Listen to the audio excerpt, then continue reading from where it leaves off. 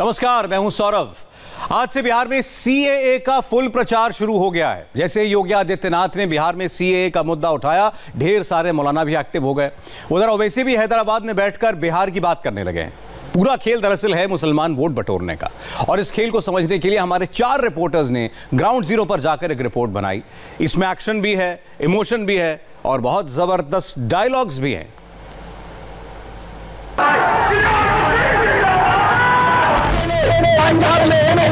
भारत का मानने से इनकार कर दिया। राशन चाहिए या भाषण चाहिए? बिहार के चुनावी दंगल में मौलानाओं की ऑफिशियल एंट्री हो चुकी है। वोट की चोट से नफरत के सौदागरों को हराएंगे। अब क्या होगा तेरा कालिया? तूने बड़े मजे लूटे। बात समझ में आ रही है या अंग्रेजी में तकरीर करूं? तूने मुझे गूंगा अगर समझा है तो आप पास कभी इतना चीखूं कि तेरे होश ठिकाने लग जाए। हर मौलाना का अपना अपना एजेंडा है, अपनी अपनी ख्वाहिश है। इस 2020 के इलेक्शन के बाद हम उन्हें अपना रंगो रूप, जो मेरा असली रंग है, वो दिखाने वाले हैं। अक्टूबर की हल्की हल्की ठंड में बिहार का चुनावी पारा चरम पर है और मौलानाओं की तकरीरें उसे और भी ज्यादा गर्म बना रही हैं। और इंशाअल्लाह तब्दीली लाएंगे। यहाँ पर गुलामी नहीं करेंगे हम आरजेडी की, गुलामी नहीं करेंगे हम कांग्रेस की। कुछ लोग बोलते हैं कि नहीं जनाब, 1-2 सीट से क्या हो जाएगा। जब मायावती 1 सीट लेकर दलित के ऊपर से केसेस हटवा सकती है तो हम सीमांचल की 10 सीट लेकर सरकार के नाक में दम कर सकते हैं। चाची हो, दादा दादी हो, फिर से बीजेपी पे आशीर्वाद बनाओ ये भैया। अपने एनडीए के संगे कदम बढ़ाओ ये भैया। नरेंद्र मोदी। बिहार में आवा हो बिहार के भैया, दीदी, चाची, बाबू भैया के शोर के बीच उन मौलानाओं ने मोर्चा संभाल लिया है जिन्होंने पहले भी सीएए के खिलाफ मोर्चा खोला था, धरना प्रदर्शन किया था और अब बिहार चुनाव में भी औपचारिक तौर पर सीएए की एंट्री हो गई है। तो बिहार जाकर भी उनको ओवैसी याद आ रहा है, तो मैं उनको मुबारकबाद देता हूं कि योगी के ख्वाबों में ओवैसी आ रहा है। अब आपकी रातों की नींद भी हम हराम करेंगे, खराब करेंगे। बहुत अच्छा है, देखते रहिए हमको और आपकी नींद खराब होते रहेगी। इससे क्या बोल सकते हैं? इलेक्शन बिहार का है, मगर ये इनकी दिमाग की फिरका परस्ती है, इनकी सोच की फिरका परस्ती है कि इलेक्शन बिहार का है मगर नाम लिया जा रहा है दूल्हे भाई का। Thank you very much. कुछ मौलानाओं के वीडियो फैलाए जा रहे हैं तो कुछ की तकरीरें तेजी से शेयर की जा रही हैं। खामोश मिजाजी तुम्हें जीने नहीं देगी। खामोश मिजाजी तुम्हें जीने नहीं देगी। इस दौर में जीना है तो कोहराम मचा दो। अब खामोश बैठने का वक्त नहीं है। अभी हमारे इस मुल्क में पता नहीं क्यों जब हम लोग हक बोलते हैं तो कुछ लोग कहते हैं साहब दाढ़ी टोपी वाले हक क्यों बोलते हैं, दाढ़ी टोपी वाले हक क्यों बोलते हैं। जब आपके पुरखे, जब आपके बाप दादा अंग्रेजों के तलवे चाट रहे थे तो यही दाढ़ी टोपी भारत के लिए फांसी के फंदों।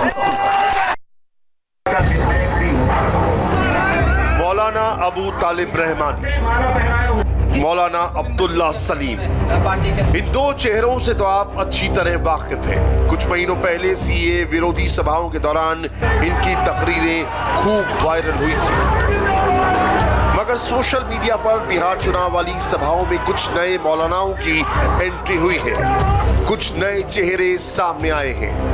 मेरे अपने ही अगर मुझको दबाने लग जाए, ऐन मुमकिन है कि उभरने में जमाने लग जाए। तूने मुझे गूंगा अगर समझा है तो पास कभी।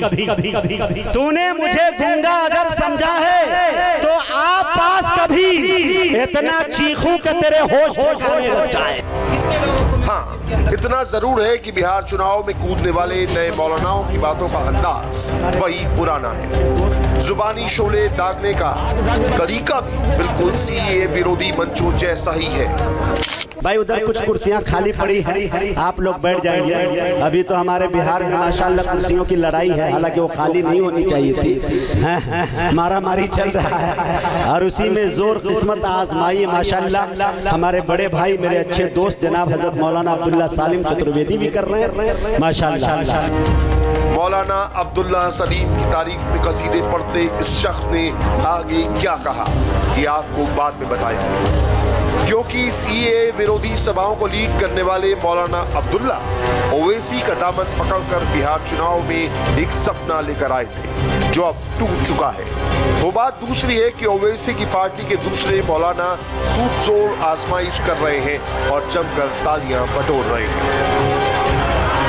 हमारे साथ जितने लोगों ने भी धोखा किया है, हमारे साथ जितने लोगों ने भी अय्यारी और मक्कारी और फरेबकारी और जालसाजी से काम लिया है, हमें इस बात का एहसास और इदराक हो गया है, हम इस बात से अच्छी तरह से वाकिफ हो गए हैं कि लोगों ने हमारा इस्तेसाल किया है। राज क्या था, मकसद ये था कि हम अपने आप में बढ़ जाते, आप अपनी कुर्सी पर बैठ जाते, हमारा शोषण करते, हमारा इस्तेसाल करते।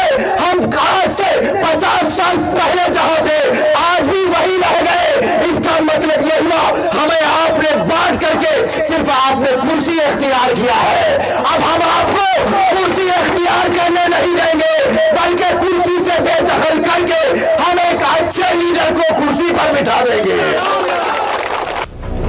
पंखे की हवा के बीच भीड़ इकट्ठा करके और पीछे ओवैसी की तस्वीर लगाकर बिहार चुनाव में उतरे मौलाना एक तरफ ओवैसी भी कर रहे हैं, ये भी पूछ रहे हैं कि अब तेरा क्या होगा कालिया, और लगे हाथों ये भी बता रहे हैं कि इस बार बिहार के हुकूमत की चाबी किसके पास है।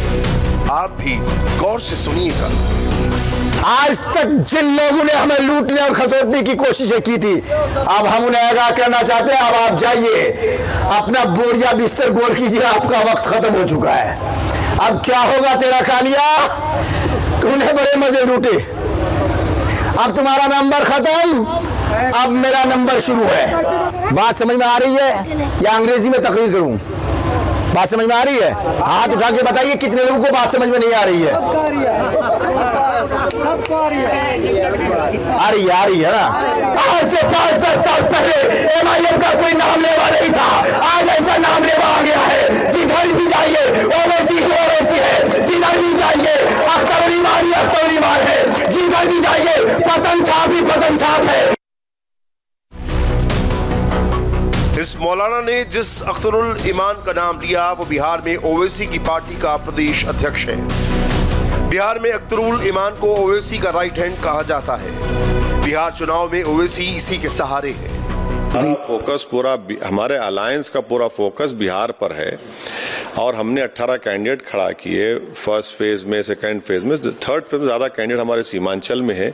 मगर हम तो मेहनत करेंगे और बिहार की जनता से ये गुजारिश करेंगे, रिक्वेस्ट करेंगे कि आप अपना वोट इस कुशवाहा साहब के हक में वोट दीजिए। यकीनन बिहार की जनता की जो उम्मीदें हमसे वाबस्ता हैं उसको पूरा करेंगे, हमको अपना आशीर्वाद से और अपने वोट से नवाजेंगे। लेकिन चुनाव के ठीक पहले ओवैसी की पार्टी में सब कुछ ठीक नहीं रहा। मसलन सीए विरोधी मंचों पर तकरीरें करने वाले मौलाना अब्दुल्ला सलीम ओवैसी से बड़ी उम्मीद लगाए बैठे थे। उनकी जबरदस्त पीआर भी हो रही थी। अब्दुल्ला सलीम कमर चतुर्वेदी उस चहीते मुकर्रिर का नाम है जो मैदान खिताबत में आए और चंद साल के अंदर ही अंदर आंधी और तूफान बनकर छा गए। इनकी तारीख लेने के लिए 2-4-6 महीने की जरूरत नहीं पड़ी। मैंने देखा मेरे दोस्तों कि हजरत जब तारीख नोट कर रहे थे 2019 के अंदर, तो कह रहे थे कि 2019 बुक है, अब 20 की बात की जाए। जब 20 आया तो कहा अब 21 की बात की जाए, चाहे पूरे मुल्क हिंदुस्तान के अंदर इतनी मांग होने लगी। मगर जैसे ही मौलाना सलीम का टिकट कटा, जनाब के भीतर का नेता बाहर आ गया और फिर वही हुआ जिसका अंदाजा था, इस्तीफे की धमकी। तब्दीली लाइए, नहीं तो आने वाले इलेक्शन के अंदर मैं आपको ये दावा करता हूं कि जो कि हाट नहीं, पूरे सीमांचल नहीं, पूरे बिहार के अंदर से आपको एमआईएम को कामयाब करना मुश्किल ही नामुमकिन हो जाए। इसलिए कि लोग अभी इस पार्टी को पवित्रता के एतबार से देख रहे हैं और आप पैसों पे सौदा करते हैं। 4 साल मैंने दिया है, एमआईएम को बदनाम नहीं होने दूंगा मैं। और सीट निकाल कर दिखा लो कैसे तुम सीट निकालते हो, आवाम को कैसे तुम बेवकूफ बनाते हो। अख्तरुल ईमान साहब, मैं आपसे भी कहता हूँ, आप इस बिहार के प्रेसिडेंट हैं, आप यहाँ के फूटा हैं, आप छोड़ दिए हैं इन गुंडों को लूटने के लिए। स्ट्रिक्ट होइए आप। कल मैं इस पार्टी से इस्तीफा देने जा रहा हूँ। बहुत बहुत शुक्रिया आप लोगों का। वो बात दूसरी थी कि इस्तीफे की धमकी के बाद मौलाना अब्दुल्ला सलीम वापस पुराने ट्रैक पर आ गए, चुनाव प्रचार भी करने लगे और सीएए के रट के साथ ओवैसी भी गुनगुनाने लगे। जब ऊपर से फैसला आया, ऑर्डर आया कि मौलाना अब्दुल्ला साहब ये कुर्बानी आपको देनी पड़ेगी, मैंने कहा कि सर मैंने पार्टी ज्वाइन किया है पार्टी को मजबूत करने के लिए, इलेक्शन लड़ने के लिए नहीं। लोग बोलते हैं कि secular party Congress, secular party RJD, secular party JDU, ये सब के सब धोखा है, गद्दार है, लुटेरे हैं। साफ लफ्जों में मैं कह रहा हूं। क्यों? CAA, the meaning of this act, इसका मतलब होता है इस देश से माइनॉरिटी मुसलमानों को भगाओ। इस बिल में समर्थन किसने किया? हमने वोट किसको दिया? आरजेडी को वोट दिया। कांग्रेस को दिया कि नहीं दिया बताइए? जदयू को भी दिया। हमारे खिलाफ जब ये बिल पास हो रहा था तो इन लोगों को बोलना चाहिए कि नहीं बोलना चाहिए? लेकिन नहीं बोले, अंदर में समर्थन कर दिया कि ये बिल पास करो। CAA पर कौन बोला? अवैसी बोला। NRC पर कौन बोला? अवैसी बोला। तलाक के बिल के ऊपर कौन बोला? अवैसी बोला। बाबरी मस्जिद पर कौन बोला? अवैसी बोला। सीमांचल की बदहाली पर कौन बोला? अवैसी बोला। जब हर मोड़ पर अवैसी बोलता है। बिहार के चुनावी मंच पर मौलाना अबू तालिब रहमानी की भी डिमांड अच्छी खासी है और इसीलिए वो उसी 8 महीने वाले पुराने सीए विरोधी अंदाज में तकरीरें करते हैं और कागज से लेकर थाली तक का जिक्र करते हुए ओवैसी के एजेंडे को आगे बढ़ाते हैं। हमारे कुछ भाई आजकल हमसे कागज पूछते हैं, क्या आप इस देश के हो कि नहीं? अरे हुजूर, खुदा आपको सलामत रखे। आपको बता दूं मैं कहाँ का हूँ। अरे इस देश से हमें इतनी मोहब्बत है कि जब तुम इस देश में थाली बजा रहे थे तो खुदा की कसम हम लोगों के सामने थाली सजा मुंबई से आने वाले मजदूरों के हाथ में पूछो किसने थाली सजाया था। हम थाली बजाया नहीं करते, बड़े मियाँ भूखों के सामने थाली सजाया। आप पूछते हैं हम कौन है? अगर आपको पता नहीं चलता है कि हम कौन है तो हम आपके इलाज का खर्चा उठाने को तैयार हैं। अगर ताजमहल की खूबसूरती आपको नजर नहीं आती तो आप चश्मा खरीद लीजिए, पैसा हमारी तरफ से।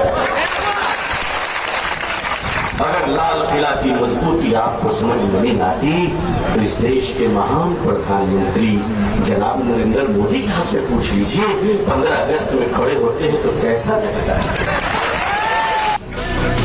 मौलाना रहमानी वैसे तो बिहार में तकरीर देते हैं लेकिन अचानक उनकी दिशा बदल जाती है और वो यूपी पहुंच जाते हैं। आज आप उनसे पूछते हैं हम कौन है? किशनगंज बिहार की नहीं भारत की धड़कन है, भारत की धड़कन है। क्या उत्तर प्रदेश में औरंगजेब की सरकार है? क्या उत्तर प्रदेश में मुगलों की सरकार है? आज माध्यम की सत्यों खजाने है। उत्तर प्रदेश के सिंहासन पर एक धार्मिक योगी का चोला पहनने वाला आदित्यनाथ योगी जी महान मुख्यमंत्री है, माननीय मुख्यमंत्री है। मैं उनसे पूछना चाहता हूँ, ये कैसा राजधर्म चल रहा है? ये कैसा राम राज चल रहा है? ये कैसा सिंहासन चल रहा है कि दिन के उजाले में बलात्कार होता है तो रात के अंधेरे में अंतिम संस्कार। यूपी के सीएम योगी को घेरने की मौलाना की एक वजह ये भी हो सकती है क्योंकि खुद योगी ने बिहार चुनाव में मोर्चा संभाल रखा है और सीए विरोधियों पर लगातार हमले कर रहे हैं। खैर, मौलाना रहमानी की तकरीरों की एक बात अच्छी है, वो अपनी स्पीच में कोरोना और डोनाल्ड ट्रंप का जिक्र करके रैली का आइडिया भी देते हैं और कोरोना से बचकर रहने की सलाह भी देते हैं। आप लोगों को देखकर लग नहीं रहा है कि कोरोना कोई चीज है। अगर अमेरिका डोनाल्ड ट्रंप साहब देख ले तो कल से कैंपेन ऐसे ही स्टार्ट कर देंगे। लेकिन मैं आपसे गुजारिश करता हूं कि भारत सरकार की जो गाइडलाइन है उसको जरूर फॉलो कीजिए। कुल मिलाकर बात की है कि जैसे जैसे बिहार चुनाव के दिन नजदीक आ रहे हैं वैसे वैसे जुबानी शोले तेज होते जा रहे हैं और मौलानाओं की एंट्री के बाद बिहार चुनाव के लिए हो रही रैलियां और भी ज्यादा तीखी हो गई हैं। बिहार के चुनाव प्रचार में दिल्ली से राजनाथ सिंह पहुंचे, बीजेपी के अध्यक्ष जेपी नड्डा पहुंचे, लखनऊ से योगी आदित्यनाथ आए। 3 रैलियां की। मुख्यमंत्री नीतीश कुमार ने 4 रैलियां की। अब किसका प्रचार कितना धुआंधार रहा, हर रैली की बिल्कुल सही रिपोर्ट देखिए। जिन लोगों ने गरीबों का राशन तो खाया ही खाया, मूक जानवरों का चारा भी खा दिया है, उन लोगों से आप उम्मीद करते हैं रोजगार देंगे?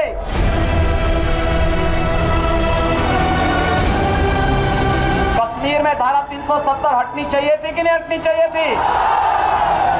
ये देश के हित में उठाया गया कदम था ना, लेकिन आखिर राहुल गांधी और ओबीसी इसका विरोध क्यों कर रहे हैं?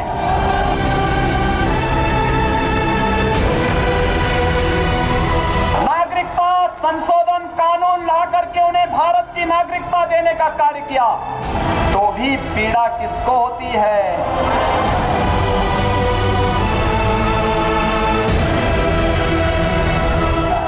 दो ही लोग पाकिस्तान की तारीफ करते हैं, या तो राहुल गांधी या ओवैसी।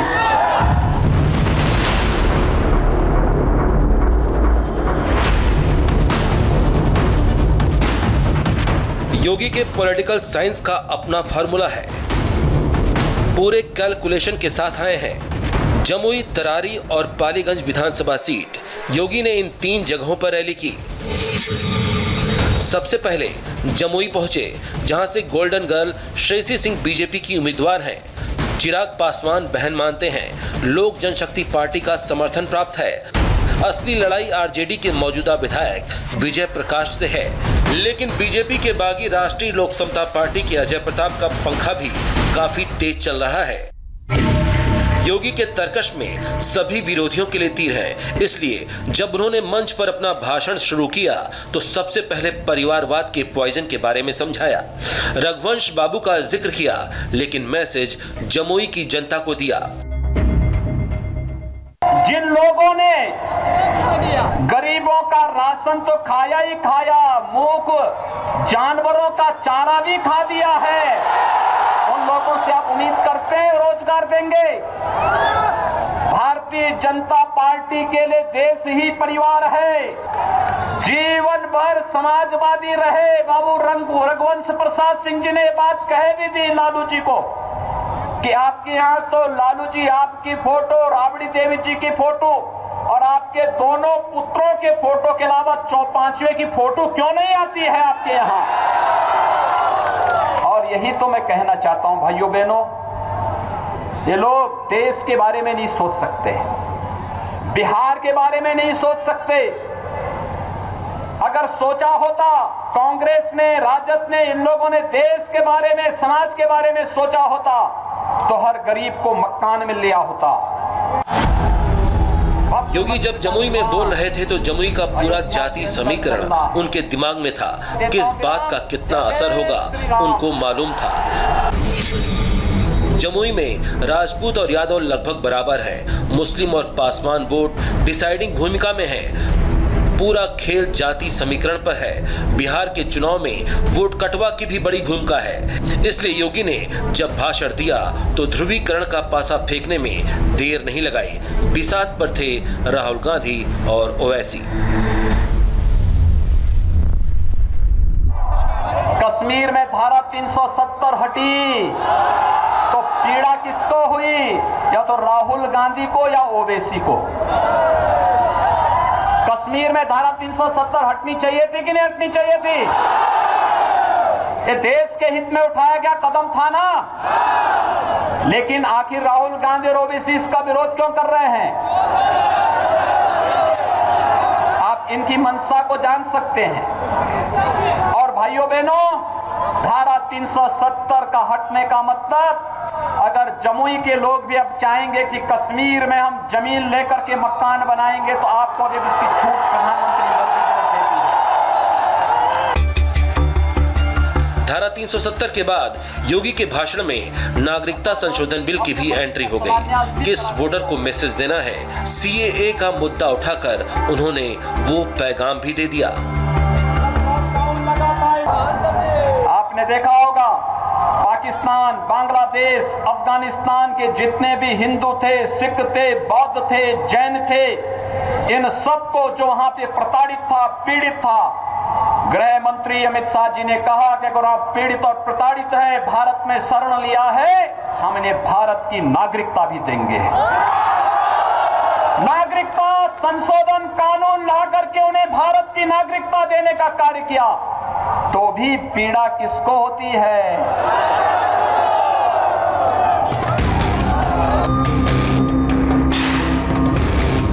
योगी की अगली रैली तरारी विधानसभा में थी।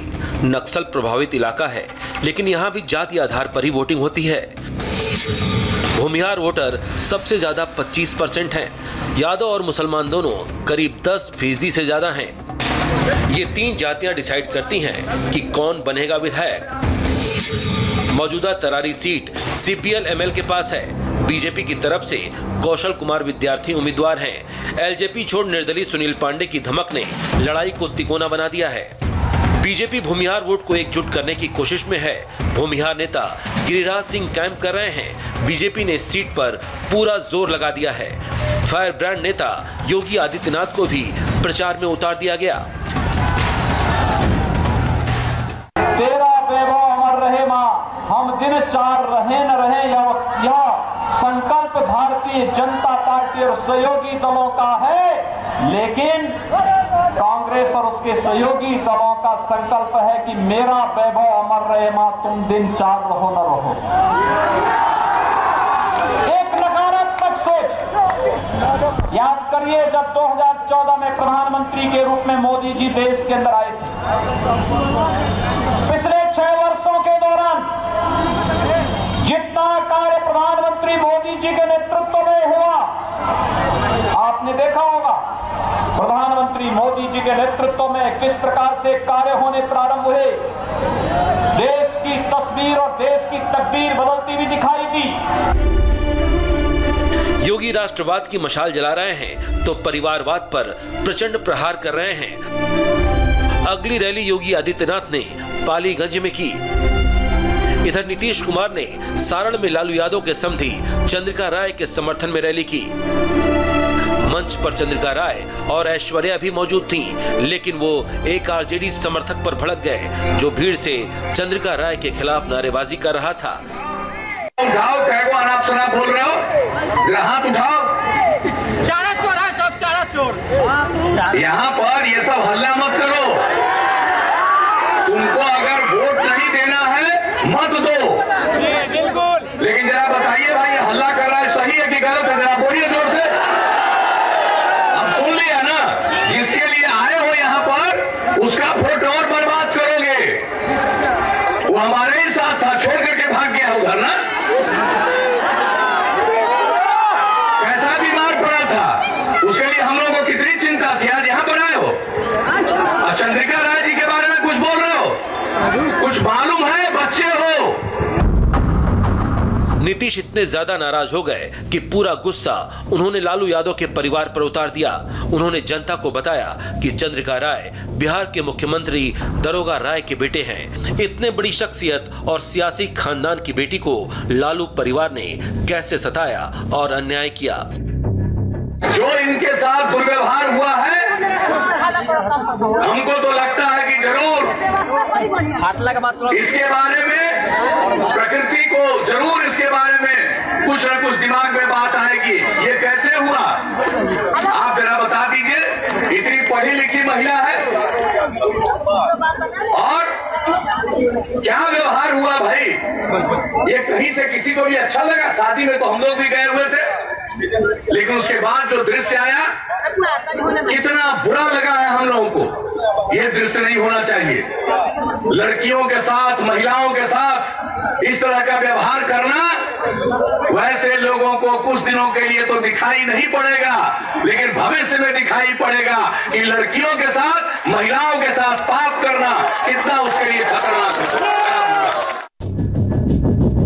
चंद्रिका राय की बेटी के साथ किए व्यवहार को महिला अस्मिता का मुद्दा बनाकर नीतीश ने लालू के परंपरागत यादव वोट बैंक में सेंधमारी की कोशिश की है। अब देखना यह है कि इसका असर कितना होता है।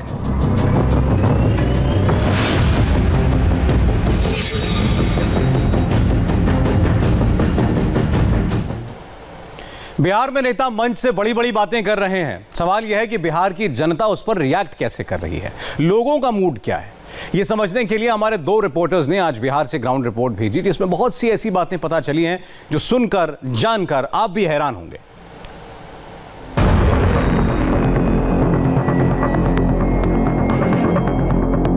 बिहार में मिथिलांचल की प्रयोगशाला कही जाती है मधुबनी की 10 सीट। क्या यहां वोट यादव पर पड़ेगा? मुसलमान किधर जाएगा?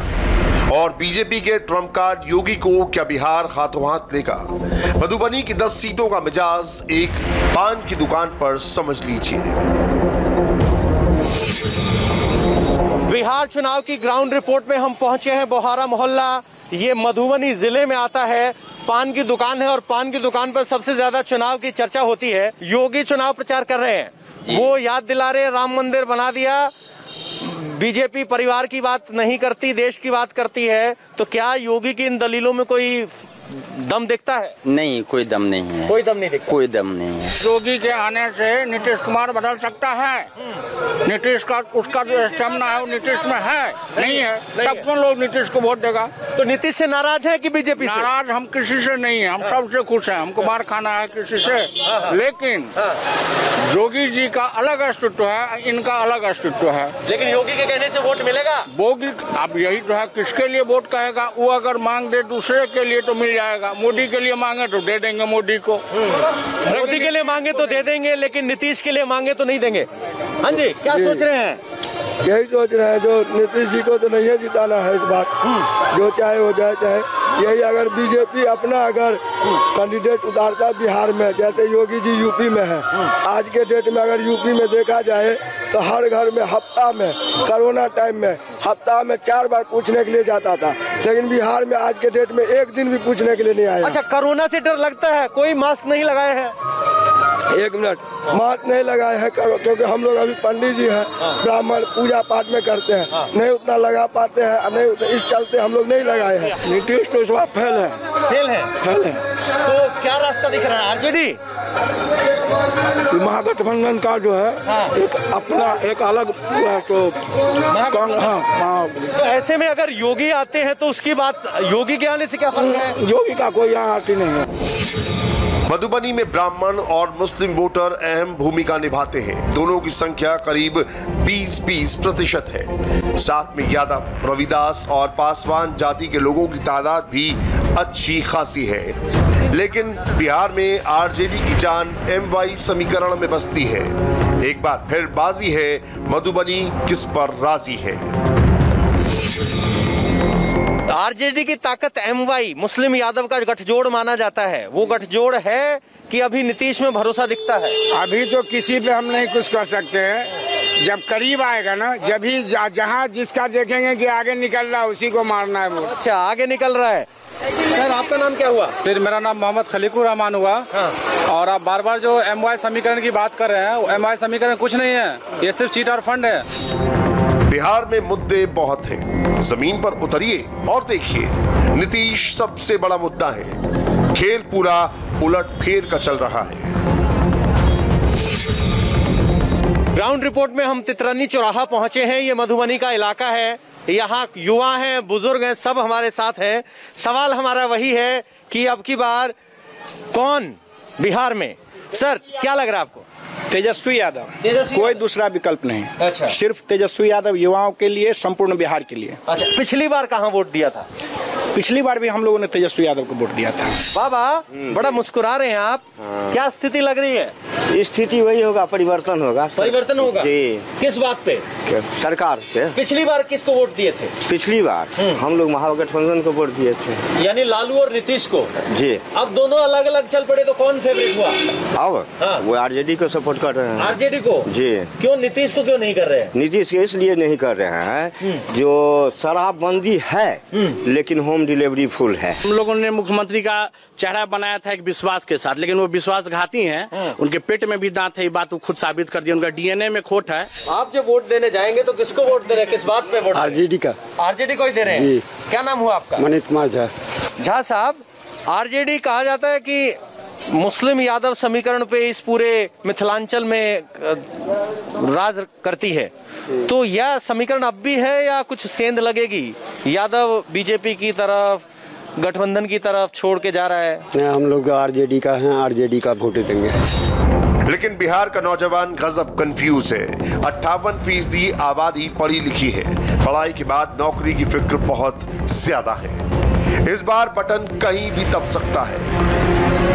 सर, आपका नाम क्या हुआ? मुकेश कुमार। मुकेश कुमार, अभी हम पढ़ाई कर रहे हैं सर। पढ़ाई कर रहे हैं? वोट है? जी वोट है। क्या पढ़ाई कर रहे हैं? मैकेनिकल इंजीनियरिंग कंप्लीट कर लिया हूँ सर। तो किस बात पे बेरोजगार हो, किस बात पे वोट दे रहे हो? बेरोजगार हैं कि सर बिहार में अभी तक एक भी फैक्ट्री नहीं है। कोई भी फैक्ट्री बता दीजिए कि मैकेनिकल इंजीनियरिंग के लिए कहीं भी इंजीनियर्स का जरूरत हो। कभी आज 4 साल से बेरोजगार बैठा हूँ सर। वोट जब दोगे तो किस बात पे वोट दोगे? 10 लाख युवा को नौकरी मिलने वाला है। तो लग रहा है आपको इस भरोसे में? जी, 4.5 लाख पद रिक्त है। 5.5 लाख पद सृजन किया जाएगा, उसके अनुसार दिया। तो नीतीश कुमार ये कह रहे हैं कि 10 लाख की नौकरी दे दोगे, तनख्वाह कहाँ से लाओगे? तनख्वाह सर, तनख्वाह ऐसे नहीं ना है सर। फैक्ट्री अगर हमने काम करूंगा तो मेरा मेहनत तो मिलेगा ही। उसके पास सरकार में खजाना है, सरकार के पास केंद्र सरकार जो इतना घोष करना करता है कि 25 लाख करोड़ 125 करोड़, वो कहाँ है गया। मधुबनी फिर लौटेंगे। यहाँ से 140 किलोमीटर दक्षिण में चलिएगा खगड़िया।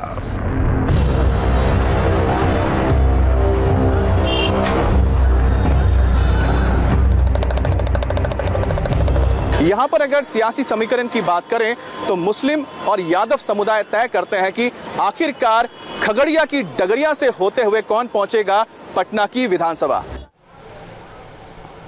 और आइए बिहार के बाद बात करेंगे पश्चिम बंगाल की, क्योंकि अगले साल वहां भी चुनाव है। लेकिन उससे पहले ही सियासी रक्त चरित्र की डराने वाली तस्वीरें आने लगी हैं। इस पर पूरा डिटेल बस एक ब्रेक के बाद।